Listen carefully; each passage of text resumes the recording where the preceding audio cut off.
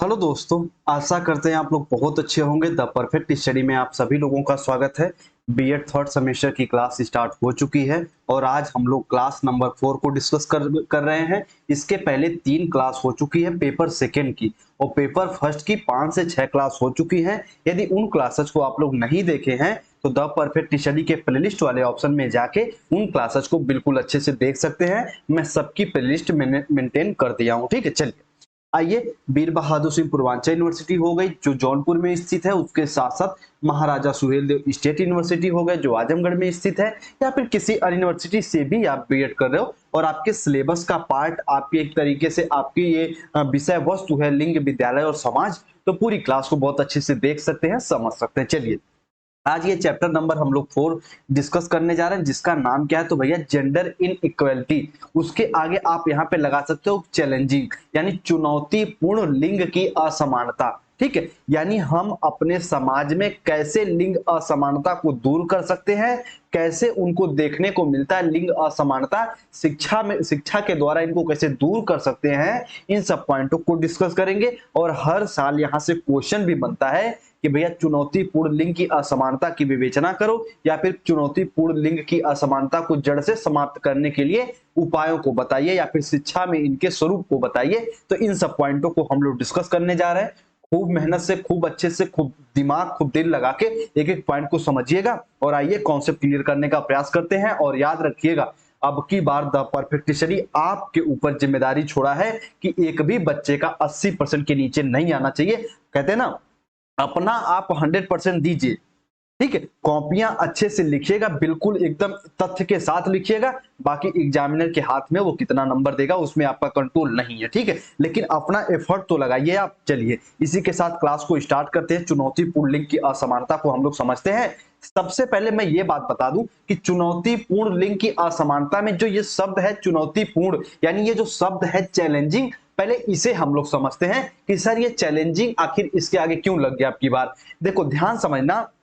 मान लीजिए चैलेंजिंग या फिर हम लोग चुनौतीपूर्ण ये कह सकते हैं, अगर मान लीजिए आप यहाँ पे हो, ए पॉइंट पे आप हो और आपको बी पॉइंट पे जाना। बहुत ध्यान समझना, चुनौतीपूर्ण समझ जाएंगे तो सब चीजें समझ जाएंगे। आप ए पॉइंट पे हो और आपको बच्चे बी पॉइंट पे जाना है। ठीक है, और ये पूरा रास्ता है।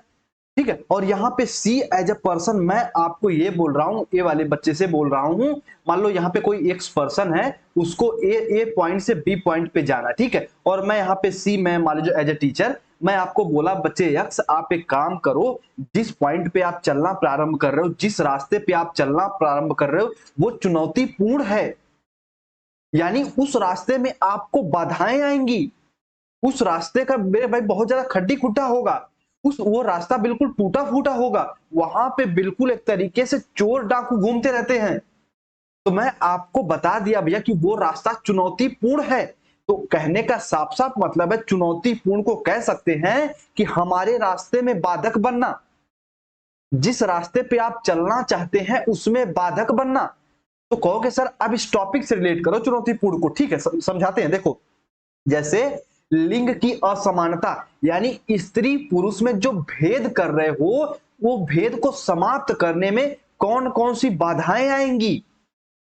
जैसे हम कह रहे हैं कि भैया लड़की और लड़का, गर्ल्स बॉय, छात्र छात्राएं, महिला पुरुष सब समान हैं, लेकिन ये समानता तो है नहीं। तो इनको अगर हम समान करना चाहेंगे तो उन समान करते हुए रास्ते में कौन कौन सी चुनौतियां आएंगी, कौन कौन सी चुनौतियों को हमें पार करना है। चुनौतियों को और अच्छे से समझने के लिए आप इन्हें बाधाएं कह सकते हैं। तो कौन कौन सी बाधाएं आएंगी, कौन कौन से बैरियर आएंगे। तो ये हो गया चुनौतीपूर्ण लिंग की असमानता, यानी कि जब हम लिंग की असमानता को दूर करना चाहेंगे, यानी जेंडर इनइक्वालिटी को दूर करना चाहेंगे, तो कौन कौन से चैलेंजिंग पॉइंट आएंगे, उनको इन सब चीजों में पढ़ना आज की इस क्लास में। उम्मीद करते चुनौतीपूर्ण को समझ गए होंगे। एक बार अगर आप लोग चैलेंजिंग शब्द को समझ गए तो यस करिए कि हाँ सर हम चैलेंजिंग शब्द को समझ गए, कि हमारे रास्ते में जो बाधक बनता है वो हमारे लिए चैलेंजिंग बनता है। ठीक है, चलिए आइए अब थोड़ा सा चैलेंजिंग का अर्थ बता दे। यह शब्द यह दर्शाता है कि जिस जिस क्षेत्र विशेष के साथ यह प्रयुक्त किया जाता है उसका मार्ग सीधा सपाट ना होकर तमाम बाधाओं और परेशानियों से एक तरीके से परिपूर्ण रहता है। यानी एक तरीके से हम कह सकते हैं कि जिस भी क्षेत्र विशेष के साथ चुनौतीपूर्ण शब्द लग जाता है वो भैया वो भी क्षेत्र बिल्कुल सीधा नहीं होता। जैसे मैं कह दिया कि आप रास्ते में जा रहे हैं, ठीक है, आप रास्ते में जा रहे हैं, मैं कह दिया भैया वो रास्ता चुनौतीपूर्ण है, यानी रास्ता के आगे अगर आपका चुनौतीपूर्ण लग गया तो वो रास्ताएं में भैया तमाम प्रकार के रुकावटें आएंगी। तो चुनौतीपूर्ण का अर्थ होता है कि जिस शब्द के साथ लग जाएगा या फिर जिस विशेष स्थान विशेष वस्तु के साथ लग जाएगा उससे ये माना जाएगा कि भैया वह विशेष वस्तु का जो स्थान है, जो उसका रास्ता है वो आसान नहीं है। अब इतना अगर समझ गए तो बहुत अच्छी बात है, यस कर रहे हैं, बहुत अच्छी बात है। चलिए आइए आगे हम लोग बढ़ते हैं। चुनौतीपूर्ण लिंग की असमानता आप समझ चुके हैं कि सर चुनौतीपूर्ण का अर्थ क्या होता है। तो चुनौतीपूर्ण यानी हमारे रास्ता में जो भी बाधक बनते हैं, जैसे अभी आप जैसे मान लीजिए, बहुत ध्यान से मेरी बात समझिएगा, अभी आप सुबह के 7 बजे सो के उठे, बिल्कुल फ्रेश होके ब्रश व्रश करके अच्छे से बैठे, बोले आज मैं 7 से लेके 10 बजे तक हिमांशु सर की सब क्लासेस देख डालूंगा। तब तक अचानक आपकी कोनो सहेली, आपका कोनो फ्रेंड या फिर कोनो रिश्तेदार आपके कॉल कर दिए और कह रहे हैं बेटे कैसे हो, क्या हाल चाल है। दोस्त आपके पूछ रहे हैं और भाई आजा घूमने आजा। सहेली करी और बताओ कैसी हो, क्या कर रही हो, खाना पीना बना, कल स्कूल आना कि नहीं आना। आपका मूड बिल्कुल डिस्टर्ब हो गया। तो यानी आपके लिए वो आपका फ्रेंड, आपका वो फोन, आपका वो कॉल वो चुनौतीपूर्ण है। यानी आपके रास्ता में जो आप पढ़ना चाह रहे थे, हिमांशु सर की क्लास को देखना चाह रहे थे, उसके बीच में कुछ बाधाएं आई कि नहीं आई। तो कहोगे सर आई, तो उसी को हम कहते हैं चुनौतीपूर्ण, यानी हमारे रास्ते में जो बैरियर वगैरह आते हैं उन्हें हम चैलेंजिंग कहते हैं। इस शब्द पे इतना फोकस इसलिए कर रहा हूं कि आने वाली 2 से 3 लगातार क्लासेज में हम आपको चुनौतीपूर्ण शब्द देखने को मिलेगा। तो यहां से चैलेंजिंग अगर समझ गए तो बहुत अच्छी बात है, ठीक है। चलिए, यानी जैसे मैं ही कह देता हूं कि मैं आपको मान लो क्वेश्चन दिया, कि कोई क्वेश्चन दे दिया, मैं कहूंगा भैया ये क्वेश्चन आपके लिए चैलेंज है, यानी मैं क्वेश्चन में बाधाएं उत्पन्न करूंगा ताकि आप क्वेश्चन को सॉल्व ना कर पाए। अगर सॉल्व कर भी पाए तो बहुत कठिन परिश्रम के साथ सॉल्व करें। तो चुनौतीपूर्ण को दूसरे अर्थ में कह सकते हैं कि यानी बाधाएं उत्पन्न करना, यानी हमारे लिए कोई चीज का चैलेंजिंग होना, वो भैया होता हमारे रास्ते के बाधक। उम्मीद करते इस शब्द को समझ गए होंगे, तह में जाके समझे हैं। आइए अब हम लोग आगे बढ़ते हैं। अब हम लोग चुनौतीपूर्ण लिंग को समझते हैं। देखिए बहुत ध्यान से, बहुत पेशेंस समझिएगा, छोटी सी पॉइंट समझने वाली कि चुनौतीपूर्ण लिंग से तात्पर्य स्त्रियों से है। कहोगे सर जी पुरुषों से क्यों नहीं है। अब इसको मैं समझाने जा रहा हूं अपने लैंग्वेज में। कहोगे सर जी जब से जेंडर स्कूल एंड सोसाइटी आप शुरू किए हैं तब से केवल स्त्रियों की बात कर रहे हैं, एक बार भी आप पुरुष का नाम क्यों नहीं ले रहे हैं भैया। सर आप खुद भेदभाव कर रहे हैं। नहीं भैया मैं भेदभाव नहीं कर रहा, मैं बस इतना बता रहा हूं। मान लीजिए देखिए 2 व्यक्ति हैं, एक व्यक्ति यहाँ पे बहुत ज्यादा रो रहा है और एक व्यक्ति यहाँ पे बहुत ज्यादा हंस रहा है, तो आप किसके साथ खड़ा होंगे बताओ। मैं आपके ऊपर छोड़ रहा हूं। चुनौतीपूर्ण लिंग की असमानता में हम केवल स्त्रियों की बात इसलिए करते हैं, उसका एग्जाम्पल यहां दे रहा हूं। एक व्यक्ति खूब जोर जोर से रो रहा है और एक व्यक्ति खूब जोर जोर से हंस रहा है, आप किसका साथ देंगे। तो स्वाभाविक सी बात है आपके अंदर भी इंसानियत है। कहोगे सर जी जो व्यक्ति रो रहा है, जो व्यक्ति किसी पीड़ा के वजह से रो रहा है, हम उसका सपोर्ट करेंगे, ठीक है, क्योंकि भैया वो क्या है कि उसकी पीड़ा को अगर हम दूर करना चाहें तो दूर भी कर सकते हैं। तो उसी प्रकार समाज में जो हंस रहा है उसे हम पुरुष कह सकते हैं। यानी पुरुष हंसने का अर्थ ये नहीं है, कहने का अर्थ है पुरुष का अर्थ जो सक्षम है, जो अपने जीवन को बिल्कुल अच्छे से व्यतीत कर रहा है। लेकिन यहीं पे रो रही है कौन, तो हमारी माता बहनाएं स्त्रियां। तो भैया हमें स्त्रियों का जो भेदभाव है उसको दूर करने के लिए उनके साथ में खड़ा होना है। पुरुष तो अपने आप में सक्षम है ही है, लेकिन स्त्रियों को कुछ कारण बस हमारे समाज के द्वारा इनको पीछे ढकेल दिया गया है। तो इनको समाज की मुख्य धारा से जोड़ने के लिए इनकी बात की जाएगी कि नहीं की जाएगी, और इनकी बात सबसे ज्यादा कहां की जाएगी। तो कहोगे सर जी वो शिक्षा के क्षेत्र में की जाएगी, क्योंकि शिक्षा ही एक ऐसा इक्विपमेंट है जो सब के सब बीमारियों को दूर कर सकता है। तो इसीलिए भैया हम लोग जेंडर स्कूल एंड सोसाइटी में सिर्फ और सिर्फ महिलाओं की ज्यादा बात करते हैं। लेकिन समझने के लिए आप पुरुष को भी समझ सकते हैं, उनके साथ भी भेदभाव होता है, लेकिन ज्यादातर किसके साथ होता है, तो वो महिलाओं के साथ होता है, वो छात्राओं के साथ होता है, ठीक है। इतना समझ गए कि इस पेपर में हम लोग क्यों स्त्रियों की बात कर रहे हैं। चलिए आइए चुनौतीपूर्ण लिंग की बात पहले करते हैं। देखिए इसका साफ साफ अर्थ कहने का मतलब है जो हमारा अभी समाज, वर्तमान समाज है, ये पुरुष प्रधान है। तो जब कोई भी समाज अगर यही स्त्री प्रधान रहता तो पुरुषों की जो दीनहीन दशा है वो बिल्कुल असामान्य रहती।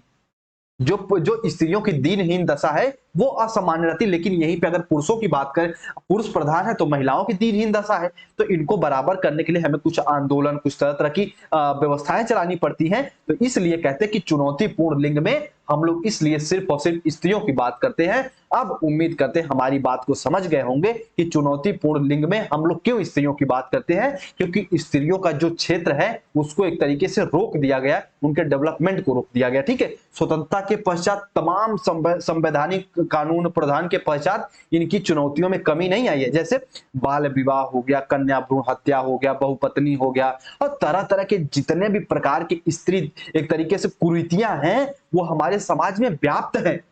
तो इन चुनौतीपूर्ण लिंग से निपटने के लिए हमें शिक्षा का सहारा लेना पड़ेगा, और आज के क्लास में हम लोग वही पॉइंटों को डिस्कस करेंगे। तो बताइए, चुनौतीपूर्ण लिंग से तात्पर्य समझ गए कि भैया हमें इसमें सिर्फ और सिर्फ हम लोग स्त्रियों की बात करते हैं, और स्त्रियों की बात इसलिए करते हैं क्योंकि हमारा जो वर्तमान समाज है ये भैया है पुरुष प्रधान, ताकि स्त्रियों के साथ भेदभाव किया जा रहा है, उनको बराबरी में लाने के लिए हम लोग चुनौतीपूर्ण लिंग की बात करते हैं, चैलेंजिंग जेंडर की बात करते हैं, और यही हमारे क्लास का भूमिका है। आइए अब क्लास को हम लोग शुरू करते हैं। देखिए, लिंग के आधार पर ध्यान समझना, लिंग के आधार पर जो भेदभाव का इतिहास बहुत पुराना है। शुरू से स्त्रियों के साथ भेदभाव करते हुए लोग आ रहे हैं। जो भी पुरुष वर्ग है या फिर महिला वर्ग भी है, वो भी जो कि महिला अपने आप को श्रेष्ठ कहती हैं, वो अपने से नीचे महिला का हमेशा शोषण करती हैं। ये हम सभी देखते हुए आ रहे हैं। ठीक है, और हमारे समाज में पुरुष प्रधान की जड़ें इतनी गहरी हैं कि लिंगी असमानता का खान पान से लेकर शिक्षा आदि के प्रत्येक क्षेत्र में व्याप्त है। कहोगे सर जी, लिंगी जो असमानता है ना, उसका भैया क्षेत्र ऐसा नहीं कि सिर्फ और सिर्फ केवल महिलाओं को दबाया जा रहा है, नहीं, उसका क्षेत्र महिलाओं को, चाहे रहन सहन, महिलाओं को खान पीन, महिलाएं कहां जा रही, कैसे उठ रही, कहां शिक्षा ले रही, सबको एक तरीके से भैया दबा के रखा जाता है। और इसी के लिए हम लोग लिंगी भेदभाव की बात करते हैं, ताकि महिलाओं को हम बराबरी में ला सकें। ठीक है, अब जो इतना पॉइंट समझ गए, अब थोड़ा सा कुछ मेरी बात को समझिएगा कि लिंगी असमानता के अंतर्गत महिलाएं हो गई, यानी जो अंतर्गत बालक बालिका के आधार पर कैसे भेदभाव किए जाते हैं। ठीक है, यानी जो हम अभी पढ़ रहे हैं चुनौतीपूर्ण लिंग की असमानता, तो यहाँ पे ये समझिए कि चुनौतीपूर्ण लिंग की असमानता में बालक बालिकाओं को लिंगी आधार पर, यानी कि तुम बालिका हो, तुम ये काम नहीं कर सकती, तुम बालक हो, तुम वो काम नहीं कर सकते, अरे तुम लड़के हो, तुम क्यों रो रहे हो, लड़कियां रोती हैं। तो ये सब इस आधार पे कैसे हम भेदभाव करते हैं, कुछ पॉइंटों में इसे आप लोग समझिए, तब जाके आपका कॉन्सेप्ट क्लियर होगा। मेरी बात देखो, मैं जब बीएड की क्लास ले रहा हूं ना, ये समझ के ले रहा हूं कि जितने भी बच्चे, जितने भी यहाँ पे स्टूडेंट है, सब बिल्कुल किसी भी पॉइंट के तह में जाके समझने का प्रयास करते हैं। और यकीन मानिए, अगर इस जेंडर सोसाइटी यानी बीएड के चारों सेमेस्टर में जिस तरीके से आप फर्स्ट सेमेस्टर से मेरे साथ जुड़ के पढ़ते हुए आ रहे हैं, जब चारों सेमेस्टर कंप्लीट हो जाएगा, यकीन मानिए आपको अपने ऊपर आत्मविश्वास होगा कि हाँ, मैंने बीएड फर्जी नहीं किया है कि सिर्फ एडमिशन करा के बीएड कर लिया, नहीं, आप एक एक सेमेस्टर की जड़ में जाके पढ़े हैं, और आपको पढ़ाए आपके हिमांशु सर। तो ये चीजें आपके पूरे लाइफ देखने को मिलेंगी। देखो, अभी कहोगे सर हमारे बीएड में ये सब पढ़ाने की क्या आवश्यकता आ जाती, जेंडर जेंडर लिंग एंड सोसाइटी। देखो ध्यान समझना, अभी इसके पहले गवर्नमेंट कुछ कानून लेके आई थी। गवर्नमेंट कानून ये लेके आई थी कि चाहे प्राइवेट विद्यालय हो चाहे गवर्नमेंट विद्यालय हो, वही अध्यापक पढ़ा पाएंगे जिनके पास बीएड की डिग्री होगी। अच्छा, बीएड की डिग्री कहने का मतलब है जो बीएड करेगा वो ये पढ़ा रहेगा कि लैंगिक असमानता क्या होती है, बालक बालिकाओं में कैसे हम लोग लैंगिक विभेद करते हैं, ठीक है, कैसे उन्हें जड़ से समाप्त कर सकते हैं, पाठ्यक्रम क्या होता है, चाइल्डहुड क्या होता है। तो ये सारी चीजें हम लोग फर्स्ट सेमेस्टर से लेके फोर्थ सेमेस्टर तक पढ़े रहते हैं। तो जब भी हमारे क्लास में कोई बालिका होती है, कोई लड़के रो रहे होते हैं, तो हम लड़कों को ये नहीं कहेंगे कि अरे तुम लड़कियों की तरह रो क्यों रहे हो, बल्कि हम ये समझ रहे हैं कि भैया उसका रोना एक तरीके से मूल प्रवृत्ति है। ये मैकडूगल साहब ने बताया था कि लड़के भी रो सकते हैं, तो आप उसको सहानुभूति दोगे कि नहीं बच्चे कोई बात नहीं, आप बेहतर कर रहे हो, रो मत। ये नहीं कहोगे कि तुम लड़कियों की तरह रो क्यों रहे हो। तो बीएड में इसीलिए इन सब्जेक्टों को पढ़ाया जाता है ताकि आप जो जो समाज में रूढ़िवादिता सोच है उसको नष्ट कर पाए। अभी देखते हैं, मेरी बात थोड़ा सार्थक वे में लीजिएगा, जो लोग बीएड वगैरह नहीं किए हैं, यानी जो लोग एक तरीके से मास्टर एजुकेशन नहीं किए हैं, बीएड नहीं किए हैं, वो देखते हैं क्लास में जो भी अध्यापक होते हैं वो लड़कियों का बहुत ज्यादा मजाक बनाते हैं। अरे तुम लड़की हो, के बाल ऐसे रख रही हो, तुम ये पहन के आ रही हो, तुम ये कर रही हो, यानी उनके अंतर्गत लिंगिक असमानता का बिल्कुल ज्ञान है ही नहीं। हाँ, दिखावा करने के रूप में वो लड़कियों को श्रेष्ठ बताएंगे, अरे लड़कियों को समाज में बराबरी करो, लड़कियों को ये सुविधा दो, ये तो भैया वो दिखावा करेंगे, लेकिन अपने ही क्लास में वो हमेशा लड़कियों की बेइज्जती करते रहते हैं। वो उसके पीछे रीजन ये है कि ना ही उनके पास बीएड की डिग्री है, और बीएड की डिग्री है भी तो वो रेगुलर क्लास नहीं किए हैं, और रेगुलर क्लास भी किए हैं तो वो चीजों को समझे नहीं है, इसलिए वो क्लास में लड़की लड़कों में भेद कर रहे हैं। अब मेरी बात आप लोग समझ गए कि सर जी बीएड में क्यों हम लोग जेंडर स्कूल एंड सोसाइटी पढ़ते हैं, क्योंकि हम लड़कियों में भेदभाव ना करें। तमाम कोच के इंस्टीट्यूट देखते हो जहां पे कहा जाता है कि अरे भैया लड़की है, अरे भैया लड़की सीबीएसई वाली ऐसे रहती है वैसे रहती है, ये लगाती वो लगाती है, क्यों? क्योंकि उनके अंतर्गत लैंगिक असमानता का बिल्कुल ज्ञान है ही नहीं। वो ये उनको ये पता ही नहीं है कि भैया हम अपने समाज में एज ए टीचर रूढ़िवादिता को बढ़ावा दे रहे हैं। तो इस हिसाब से हम लोग बीएड में लैंगिक असमानता को पढ़ते हैं, लैंगिक असमानता को दूर कैसे कर सकते हैं इसको पढ़ते हैं, लैंगिक समानता कैसे ला सकते हैं इन सब चीजों को हम लोग पढ़ते हैं, ताकि जो भी लड़की लड़कों के साथ हम लोग भेदभाव करते हैं उसको जड़ से नष्ट कर पाए। ये थोड़ा सा मैं कॉन्सेप्ट आपको बताना चाह रहा था, सब्जेक्ट से जोड़ना चाह रहा था, ठीक है। चलिए मेरी बात को सार्थक वे में समझा करिए तो और बेहतर समझेंगे, ठीक है। चलिए अब देखिए, लैंगिक असमानता के अंतर्गत यानी लड़कियों के भेदभाव के अंतर्गत कैसे हम लोग लड़की लड़कों में यानी छात्र छात्राओं में कैसे विभेद करते हैं, कैसे भेदभाव करते हैं, कैसे ये दिखाते हैं कि तुम लड़के हो तुम ये नहीं कर सकते, लड़की हो ये नहीं। तो सबसे पहले खान पान देखो, ध्यान से समझना, खान पान कहने का मतलब है अगर घर में लड़का जन्म लेता है, इस पॉइंट को देखो, कुछ लोग इसमें अपवाद में भी आएंगे, लेकिन मैं हमेशा मेजोरिटी की बात कर रहा हूं। जब लड़का घर में पैदा हो गया तो लड़कों को पौष्टिक आहार दिया जाएगा, लड़कों को थोड़ा सा उनको एक तरीके से खान पीन मजबूत रखा जाएगा, लड़की को थोड़ा सा कम दिया जाता है। तो यानी खान पीन के आधार पर भी भेदभाव किया जाता है, अरे वो लड़की है वो तो दूसरे के घर जाएगी, उसे क्या पढ़ाना क्या लिखाना क्या खिलाना। तो ये खान पान में भी एक तरीके से लैंगिक विभेद देखने को मिलता है, भेदभाव देखने को मिलता है, ठीक है। चलिए उसके बाद रहन सहन, बिल्कुल सही बात है। एक लड़का भैया जैसे ही 5 साल 6 साल 7 साल का हुआ, वो घर से बाहर कहीं भी बिना परमिशन के भी जा सकता है, लेकिन एक गर्ल है वो नहीं जा सकती। और क्यों नहीं जा सकती? क्योंकि हमारी सोच जो है वो संकुचित है, वो अपने दोस्तों के साथ खेल नहीं सकती। अब कुछ लोग कहेंगे सर मैं तो खेली हूं, भैया मैं मेजोरिटी की बात कर रहा हूं, आप लोग अपवाद में हैं जो ऐसा बात बोल रहे हैं, लेकिन थोड़ा सा ग्रामीण, थोड़ा सा ऐसे माहौल में ढलने का प्रयास करिए। कल्पना करिए कि वैसी भी लड़कियां ये समाज में एक तरीके से उपलब्ध हैं जो जन्म से लेकर शादी तक अपने घर में ही पूरा जीवन व्यतीत कर दी हैं।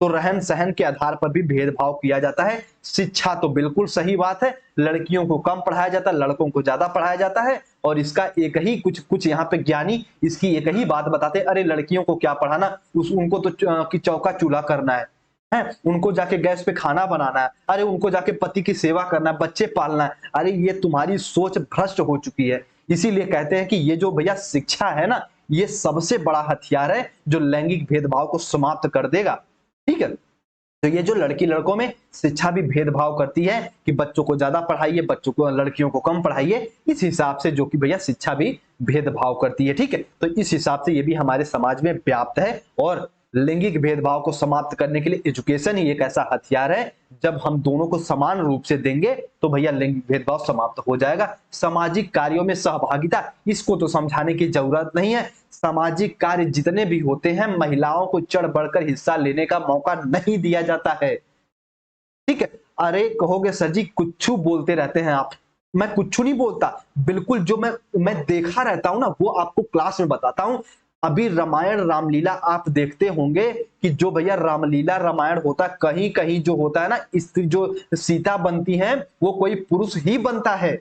कहोगे सर जी कुछ बोल रहे हैं, नहीं कुछ नहीं बोल रहे हैं। मैं एग्जाम्पल के तौर पे आपको दिखा भी सकता हूं कि अगर अगर पूरे देश में 10 जगह रामलीला हो रहा है तो उसमें 8 या 7 जगह ऐसा होगा जहां पे पुरुषों की एक तरीके से वर्चस्व होगा, महिलाओं का वर्चस्व कम होता है, ठीक है। यानी जो सामाजिक कार्य होते हैं, जैसे तरह तरह के आयोजन वगैरह होते हैं, वहां पे महिलाओं को कम प्रायोरिटी दी जाती है, तो ये भी एक तरीके से लैंगिक भेदभाव होते ही हैं। निर्णय लेने वाले विषय जैसे होते हैं कि निर्णय लेना रहता है तो हम पुरुषों के हाथ में छोड़ देते हैं, महिलाओं को कहते हैं कि तुम मत निर्णय लो, तो इस हिसाब से भी लैंगिक भेदभाव होते हैं। जिम्मेदारियों के वितरण में जो बालक होते हैं उनकी ज्यादा जिम्मेदारियां दी जाती हैं, स्त्रियों को जो बालिकाएं होती हैं उनको कम जिम्मेदारियां। देखो कहते हैं ना, कुछ लोग कहते हैं स्त्रियों के अंदर दिमाग नहीं होता।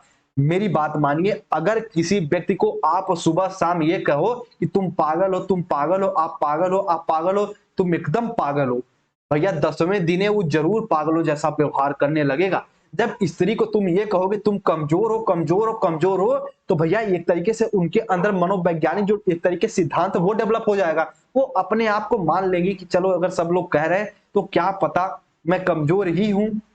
तो इस हिसाब से जिम्मेदारियों का वितरण पुरुषों को देते देते देते तो उनको अंदर थोड़ा सा निभाने की जिम्मेदारियां ज्यादा हो जाती हैं, और महिलाओं को जब जिम्मेदारी दोगे ही ना तो भैया कैसे वो जिम्मेदारी को निभाएंगे। ठीक है, चलो उम्मीद करते हैं ये बात अच्छे से समझेंगे। उसके बाद आर्थिक सुरक्षा तथा अधिकारों में हम सबको पता है कि महिलाओं को हम कोई ज्यादा अधिकार नहीं देते, यानी जो भी पिता वगैरह की संपत्ति है, जो भी आर्थिक सुरक्षा होती है वो महिलाओं को हम लोग नहीं देते, उनको बाहर जॉब वगैरह करने नहीं जाने देते। तो आर्थिक सुरक्षा के आधार पर, अधिकारों के आधार पर भी हम भेदभाव करते हैं। धार्मिक कार्यों में तो पता है, ऐसे ऐसे मैं आपको मंदिर दिखा दूंगा, ऐसे ऐसे आपको कि मस्जिद दिखा दूंगा जिसमें महिलाओं का प्रवेश वर्जित है।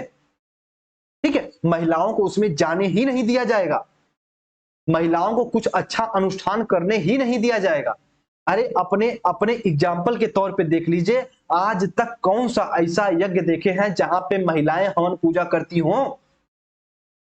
पंडित बाबा आपके घर कथा कहते हैं, कौन से ऐसे पंडित की गुरु माता हो गई जो कथा कहने घर पे आती हैं?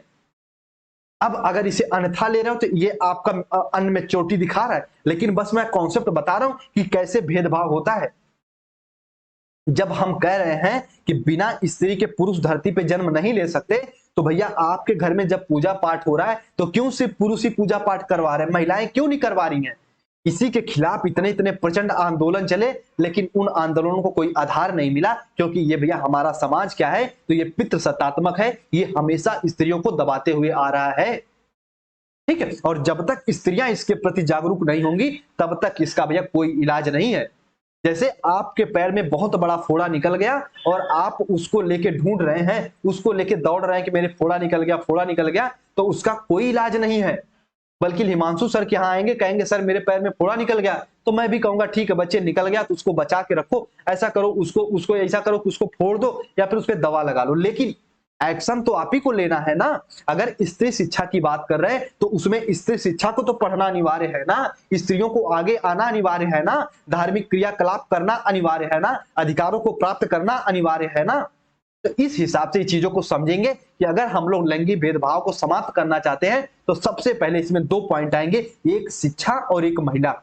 अगर महिला जिस दिन जागरूकता पे उतारू हो गई तो अपने आप ये भैया लैंगिक आधार भेदभाव समाप्त हो जाएगा। ठीक है, उम्मीद करते हैं मेरी बात को समझेंगे। ये जो भेदभाव है एक एक पॉइंट को मैं समझाने का प्रयास किया हूं कि शिक्षा के आधार पे कैसे भेदभाव होता है और निर्णय लेने के आधार पे कैसे धार्मिक, कैसे जिम्मेदारियों के वितरण में, कैसे आर्थिक सुरक्षा के अधिकारों में भेदभाव होता है। इन पॉइंटों को मैं आपको समझाने का प्रयास किया हूं। आइए अब थोड़ा सा हम लोग आगे चलते हैं कि चुनौतीपूर्ण लिंग में असमानता के कारण, यानी एक तरीके से हम कह सकते हैं कि जेंडर इनइक्वालिटी में कैसे असमानता जो आती है उनके कारण क्या होते हैं, उनके कारण मतलब किस कारण से ये एक तरीके से असमानताएं उत्पन्न होती हैं।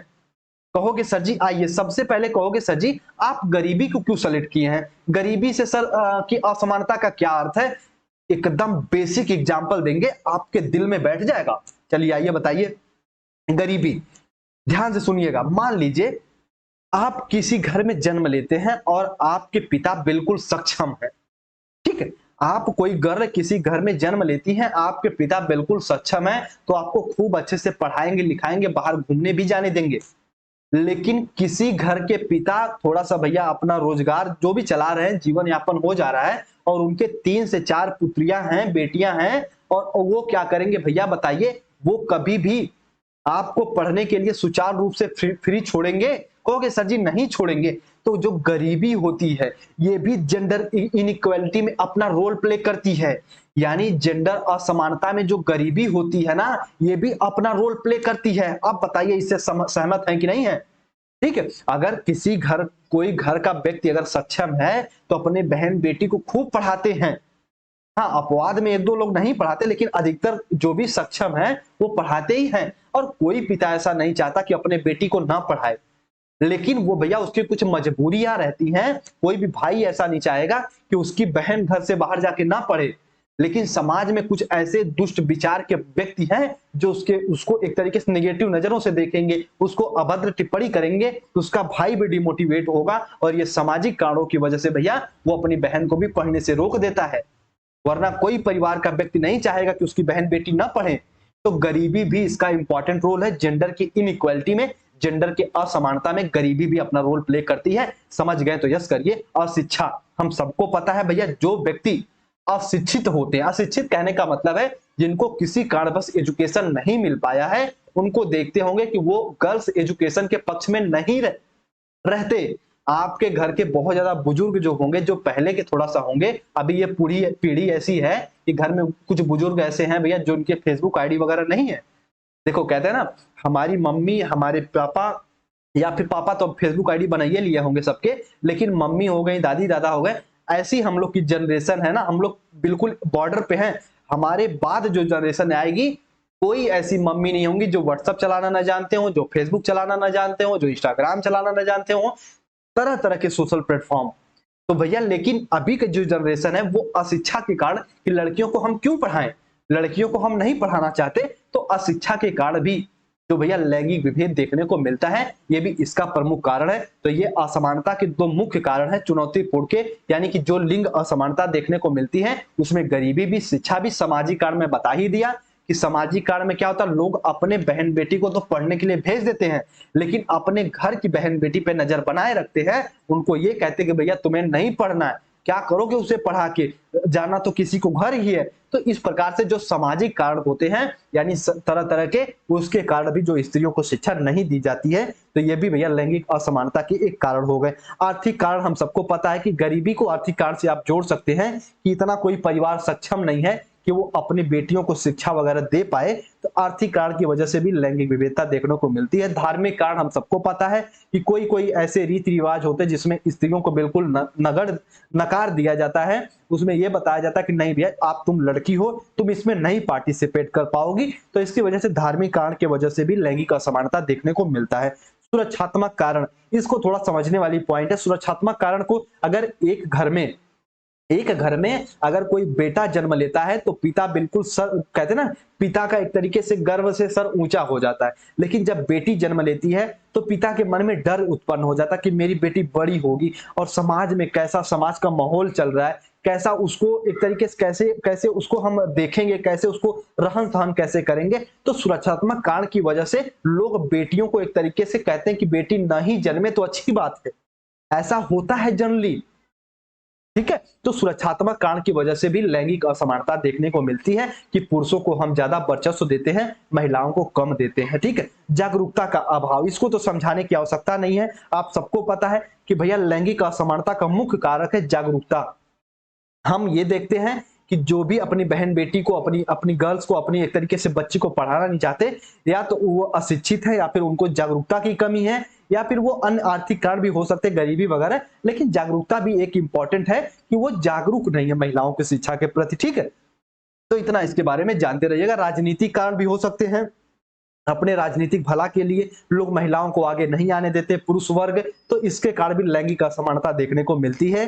दोषपूर्ण शिक्षा व्यवस्था, दोषपूर्ण शिक्षा व्यवस्था का कहने का मतलब है, ऐसा एग्जाम्पल देंगे कभी जिंदगी में नहीं भूलेंगे और आप खुद उस पर सोचने के लिए मजबूर हो जाएंगे। संस्कृत कितने लोग इसमें पढ़े हैं? 9, 10, 8, 9, 7 में, यानी 7, 8, 9, 10 में कितने लोग संस्कृत पढ़े हैं? कमेंट सेक्शन में कमेंट करिए अभी के अभी। चलिए कमेंट सेक्शन में कमेंट करिए अभी के अभी। ठीक है, चलिए कमेंट सेक्शन में कमेंट करिए कि हाँ सर हम संस्कृत पढ़े हैं। ठीक है, तो ठीक है, जो बच्चे अगर ये बोलेंगे कि हाँ सर जी हम संस्कृत पढ़े हैं, तो देख लेना दोषपूर्ण शिक्षा व्यवस्था का, कि जब आप संस्कृत में पढ़ते हैं पुरुष, तो क्या पढ़ते हैं भैया? प्रथम पुरुष, द्वितीय पुरुष, तृतीय पुरुष। ठीक है। तो इस हिसाब से इससे ये पता चलता जो हमारी शिक्षा व्यवस्था की रचना हुई है ना, ये पुरुषों को दृष्टि में नजर में ध्यान रखते हुए इसका तैयारी की गई है। इसको थोड़ा सा अभी आप हल्के में ले रहे होंगे, लेकिन उस विचारधारा को समझो। कभी आप समझे हैं प्रथम महिला, द्वितीय महिला, तृतीय महिला? काहे नहीं सुने हैं? क्योंकि इससे ये पता चलता है कि हमारा समाज जो है वो पितृसत्तात्मक के पक्ष में है। जो बुनियादी जो इंफ्रास्ट्रक्चर तैयार किए गए हैं उसमें आप देखेंगे प्रथम पुरुष, द्वितीय पुरुष, तृतीय पुरुष, इस हिसाब से। लेकिन प्रथम महिला, द्वितीय महिला, तृतीय महिला कभी नहीं आप विभक्ति पढ़े होंगे। कहेंगे अरे सर जी बहुत बड़ी बात बोल दिए। हाँ भैया बिल्कुल बड़ी बात बोल दिए कि दोषपूर्ण शिक्षा व्यवस्था है। महिलाओं को कहीं भी आप करिकुलम उठा के देख लीजिए, ना ही महिलाओं के बारे में ज्यादा हमको वर्णन मिलता है, ना ही उनके बारे में ज्यादा गुणगान मिलता है। जब हम किसी के बारे में गुणगान करेंगे ही नहीं तो वो उसके बारे में कौन जानेगा? ठीक है। तो इस हिसाब से इस देखो वही एग्जांपल आ गया कि हम सभी जानते हैं कि कश्मीर को भारत में मिलाने वाले सरदार वल्लभ भाई पटेल का मुख्य श्रेय है। लेकिन जब इन्हीं के साथ अगर हम बीपी मेनन साहब का नाम न लें तो भैया उनको कौन जानेगा? अब आप में से कुछ लोग बीपी मेनन को पहली बार सुन रहे होंगे। तो बीपी मेनन जी का भी मुख्य रोल था, लेकिन जो आगे उभर के आए वो भैया आपके कौन थे? तो वो आपके थे कि वो आपके सरदार वल्लभ भाई पटेल।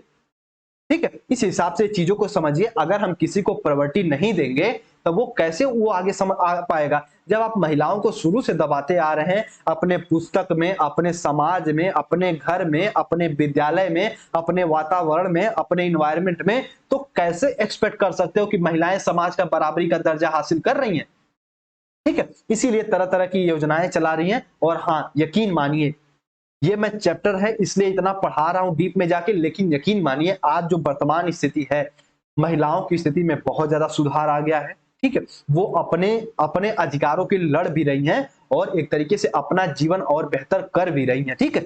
इस अप्रोच के साथ अपनी कॉपी को लिखिएगा, बिल्कुल नेगेटिव अप्रोच के साथ कॉपी को मत लिखिएगा। मैं बस आपके कॉन्सेप्ट डेवलप करना चाह रहा हूं। ठीक है। चलिए अब देख लीजिए चुनौतीपूर्ण लिंग की शिक्षा की आवश्यकता तथा महत्व। यानी हम ये जानना चाहते हैं कि जो चैलेंजिंग जेंडर है उसकी शिक्षा की क्या आवश्यकता है।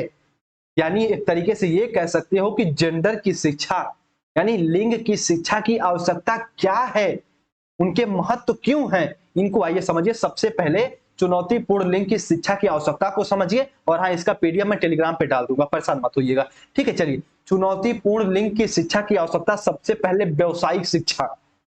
अगर आप स्त्री पुरुष को व्यवसायिक शिक्षा देंगे तो आप क्या करेंगे भैया, वो समाज में बराबरी की आ सकते हैं।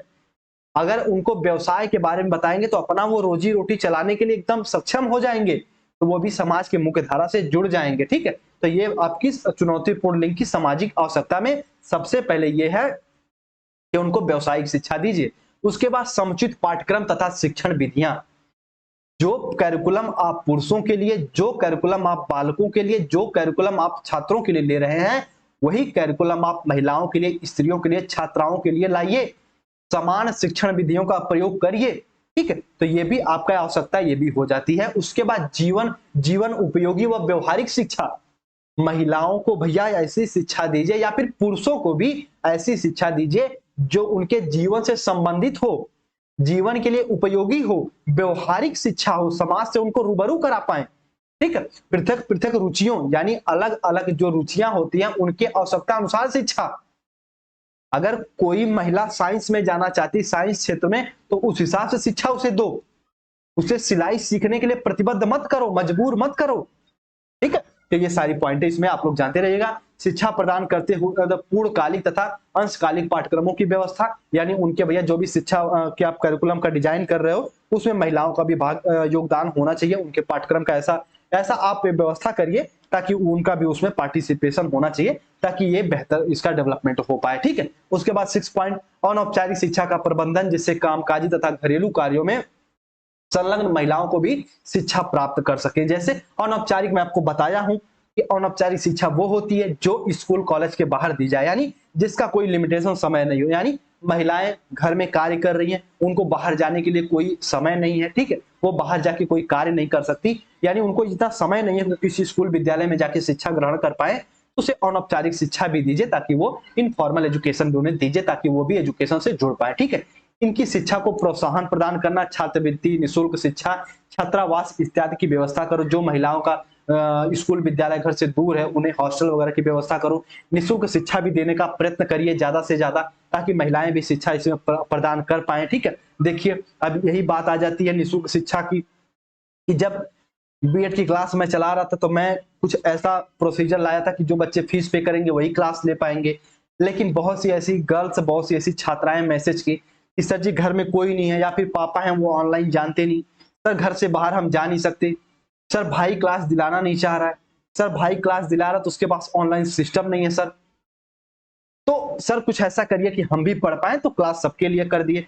तो कहने का मतलब है अगर हम और आप मिलके महिलाओं के सपोर्ट में नहीं खड़ा होंगे तो जिसको आप दबाए वो कैसे सामने आ पाएगा। तो उनको निःशुल्क शिक्षा की भी व्यवस्था करिए ताकि महिलाएं भी चढ़ बढ़ कर हिस्सा लें समाज में, तभी कोई समाज डेवलप कर पाएगा। ठीक है, चलिए उसके बाद चुनौतीपूर्ण लिंगों की शिक्षा की ओर प्रेरित करना, व्यक्तिगत निर्देशन तथा परामर्श प्रदान करना, यानी जो भी महिलाओं की समस्या है उनको बताइए कि बच्चे आप आगे जा सकते हो, आप ये कर सकते हो, उनको निर्देश दो, उनको परामर्श दो। तो इस हिसाब से इन चीजों को समझिएगा। अभी अभी एक चीज आप यहाँ रूबरू कर दूं, फोर्थ सेमेस्टर में जाएंगे तो आपको एक आपका एक तरीके से आपका एक पेपर होगा निर्देशन और परामर्श, जिसको खूब अच्छे से पढ़ेंगे। लेकिन ये समझिए कि निर्देशन में आप किसी को दिशा देते हैं और परामर्श में हम सलाह की बात करते हैं। ठीक है, तो इन पॉइंटों को हम समझेंगे फोर्थ सेमेस्टर में। लेकिन इतना समझिए कि महिलाओं को हम लोग उनको एक तरीके से निर्देशन भी दें, उनको परामर्श भी उनके साथ करें, ताकि चीजें और बेहतर हो, महिलाएं और शिक्षा अच्छे से प्राप्त कर पाए। ठीक है,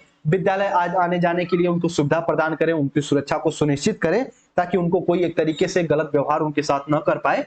उनकी सुरक्षा के भी सुनिश्चित करो ताकि महिलाएं भी शिक्षा की मुख्य धारा से जुड़ पाए। ठीक है, उसके बाद महिला अध्यापकों की नियुक्ति, विद्यालय में आप ये देखिए कि 50% अध्यापक है तो 50% महिलाएं भी होना चाहिए, ताकि जो गर्ल्स छात्राएं होती हैं वो अपना दुख सुख अपने महिलाओं के साथ भी बांट सकें, महिला अध्यापकों के साथ। क्योंकि गर्ल्स की ऐसी बहुत सी ऐसी प्रॉब्लम्स होती हैं जो अध्यापक से कहने में हिचकिचाती हैं, लेकिन महिला अध्यापक से कहने में नहीं हिचकिचाती हैं। तो इस हिसाब से उन चीजों को भैया महिला अध्यापकों की नियुक्ति करिए। तो ये भी आप कह सकते हैं कि आप चुनौतीपूर्ण लिंग की असमानता में शिक्षा का ये भी एक तरीके से आवश्यकता होती है, महिला अध्यापकों की नियुक्ति। ठीक है, विद्यालय में अभेदपूर्ण लिंग व्यवहार, विद्यालय में कोई ऐसा अध्यापक, कोई ऐसा महिला अध्यापिका नहीं होनी चाहिए जो विद्यालय में लड़की लड़कों में भेद करे, या फिर क्लास में कोई ऐसे शब्द का प्रयोग ना करो जिससे ये पता चले कि आप लड़कों के झुकाव में हो, लड़कियों के विरोध में हो, या फिर लड़कियों के पक्ष में हो, लड़कों के विरोध में हो।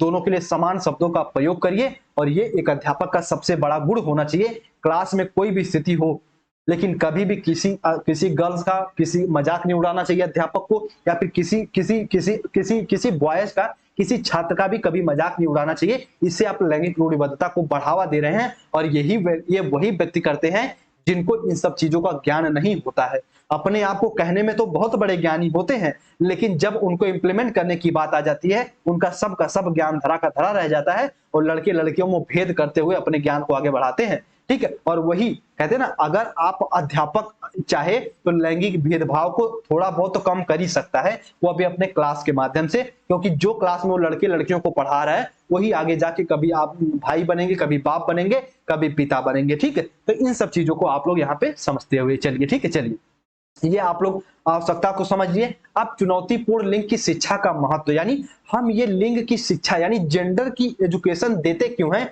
इनके इंपॉर्टेंस क्या है, सर्वांगीण विकास करने के लिए। यानी अगर आप शिक्षा दोगे महिलाओं को, पुरुषों को, तो उनका एक तरीके से सर्वांगीण विकास हो सकता है। ठीक है, तो सर्वांगीण विकास के लिए भी लिंग की शिक्षा का महत्व होता है। आत्मनिर्भरता, सेल्फ, उनको एक तरीके से उनमें कॉन्फिडेंस लाने के लिए भी हम लिंग की शिक्षा देते हैं, ताकि कोई भी भेदभाव न कर पाए, उनमें आत्मनिर्भरता की भावना डेवलप हो। इसके लिए भी चुनौतीपूर्ण लिंग की महत्व होती। जितने पॉइंट यहाँ पे दिख रहे हैं एग्जाम में सबको मेंशन करिएगा। सामाजिक विकास, अगर आप समाज में स्त्रियों को शिक्षा देंगे तो समाज का बेहतर डेवलपमेंट हो पाएगा, क्योंकि हम सबको पता है कि समाज में दो पहलू मुख्य रूप से अपना रोल प्ले करते हैं, एक स्त्री और एक पुरुष। थर्ड जेंडर भी अपना रोल प्ले करते हैं, लेकिन थर्ड जेंडर स्त्री पुरुष से ही मिले जुले रहते हैं, लेकिन मुख्यतः रूप से हम बात करते हैं कि स्त्री और पुरुष का, मेल और फीमेल का। तो जब हम मेल और फीमेल को शिक्षा देंगे तो भैया वो समान रूप से बात है कि लैंगिक असमानता स्वाभाविक सी बात है कि दूर हो ही जाएगी। ठीक है, चलिए सांस्कृतिक विकास, अगर आप महिलाओं को शिक्षा देंगे तो सांस्कृतिक विकास भी डेवलप होगी। जो आपकी संस्कृति है, जो आपका कल्चर है, वो स्थानांतरण भी होगा। जैसे देखो, ध्यान से मेरी बात को समझिएगा, एक स्त्री को आप शिक्षा दे रहे हो तो जो भी उसके गुण हैं वो अपने बच्चों में ट्रांसफर करेगी, बच्चों का पालन पोषण ऐसे करेगी कि ताकि उनमें भी वैसे सांस्कृतिक गुण डेवलप हो पाए। तो स्त्रियों की शिक्षा भी अनिवार्य हो जाती। इसका महत्व लैंगिक शिक्षा में भी इसका महत्व इंपॉर्टेंट है। कुरीतियों पर विजय, अगर आप लैंगिकता की शिक्षा दोगे यानी जेंडर के बारे में बच्चों को बताओगे, अपने अपने अपने स्टूडेंटों को बताओगे, तो जो कुरीतियां हैं, जो बाल विवाह है, उनसे दूरी। मान लीजिए हमारी क्लास में अभी मान लीजिए 5 स्टूडेंट पढ़ रहे हैं और ये पांचों स्टूडेंट अगर जब भी कोई इसमें से पिता बनेगा, कोई माँ बनेगा, तो अगर उसकी मान लीजिए बेटा होगा, बेटी होगी, तो वो कभी भी अपने बेटियों को 15 साल की उम्र में शादी नहीं करेगा,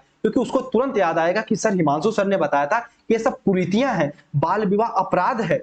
ठीक है, तो कुरीतियों को विजय प्राप्त करने के लिए भी शिक्षा इंपॉर्टेंट हो जाती है, लैंगिकता की शिक्षा। ठीक है, उसके साथ साथ गरीबी, कुपोषण व साथ स्वास्थ्य संबंधी मुद्दों हेतु शिक्षा देना अनिवार्य हो जाता है। अगर गरीबी को दूर करना चाहते हैं, कुपोषण को मिटाना चाहते हैं, स्वास्थ्य को सही करना चाहते हैं, तो लैंगिक शिक्षा दीजिए ताकि उनमें जागरूकता उत्पन्न हो और अपने जीवन को बेहतर रूप से सुचारू कर पाए। ठीक है, चलिए उसके बाद राष्ट्रीय एकता और अखंडता को सुनिश्चित करना। कहोगे सर जी जेंडर से इसका क्या रिलेशन है राष्ट्रीय एकता का? देखिए, अगर आप एक पुरुष को कहते हैं ना, कि मैं अभी एक पोस्ट भी डाला था इंस्टाग्राम पे साथ बहुत पहले, कि अगर आप एक पुरुष को शिक्षित करते हैं तो सिर्फ उसके व्यक्तित्व को ही शिक्षित करते हैं, लेकिन अगर आप एक महिला को शिक्षित करते हैं तो उसके महिला को तो व्यक्तित्व को शिक्षित तो करते हैं, साथ में साथ उसके पूरे परिवार को, उसके पूरे बच्चे को शिक्षित कर देते हैं, क्योंकि महिलाएं घर में रह के घर को सुचारू रूप से चलाने का भी उनके अंदर हुनर होता है, वो परिस्थितियों से लड़ना जानती हैं।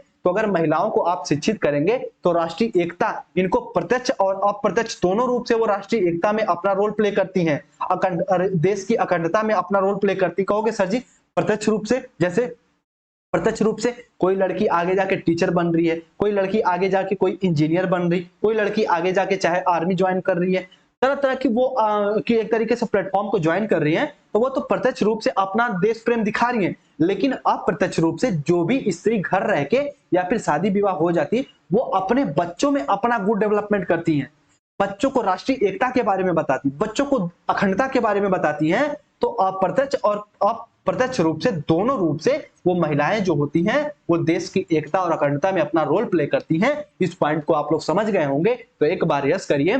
चुनौतीपूर्ण लिंग की असमानता को समाप्त करते हैं। ये बहुत इंपॉर्टेंट टॉपिक थी, इसको जो बच्चे थम के समझे हैं बहुत ज्यादा आपको आगे काम आने वाला है, और ये एग्जाम में यहाँ से क्वेश्चन बनेगा, ये आपका आधार है। इसके बाद हम लोग जाति को डिस्कस करेंगे, फिर वर्ग को डिस्कस करेंगे, फिर हम लोग परिवार को डिस्कस करेंगे, फिर हम लोग महिला शिक्षा को डिस्कस करेंगे, फिर हम लोग पर्यावरणीय शिक्षा को डिस्कस करेंगे, फिर हम लोग अपशिष्ट को डिस्कस करेंगे, और आपका ये सिलेबस समाप्त हो जाएगा। तो अभी इसके पास कम से कम 10 से 12 क्लास आने वाली हैं, पेपर सेकंड समाप्त हो जाएगा। ठीक है, चलिए इसका टेस्ट भी जल्दी कंडक्ट कराया जाएगा, बिल्कुल व्यापक स्तर पे। तो टेस्ट में सभी लोग अपनी कॉपियों को लिखिएगा, और मैं पर्सनली उन कॉपियों को चेक भी करूंगा और आपका नाम भी अनाउंस करूंगा कौन से बच्चे की कॉपी सबसे अच्छी थी। और कोई नकल नहीं मारिएगा, ठीक है, सबको अच्छे से अपने अपने विश्वास पे कॉपी को लिखिएगा। चलिए उम्मीद करते हैं इस क्लास को समझेंगे। अभी एक बार मैं रिवीजन कराइए देता हूं, उसके पहले द परफेक्ट स्टडी के टेलीग्राम से नहीं जुड़े हैं तो भैया जुड़ भी जाइए। ठीक है, और थोड़ा सा देखिए सेटअप में कुछ प्रॉब्लम चल रही है, इसकी वजह से कुछ भी यहाँ सेलेक्ट नहीं हो रहा है, पर पढ़ाइए जा रहा है, बेहतर कंटेंट देने का मैं प्रयास कर रहा हूँ। ठीक है, एक बार यस करिए, मैं थोड़ा सा पानी पीता हूँ, एक बार यस करिए, फिर रिवीजन कराते हैं।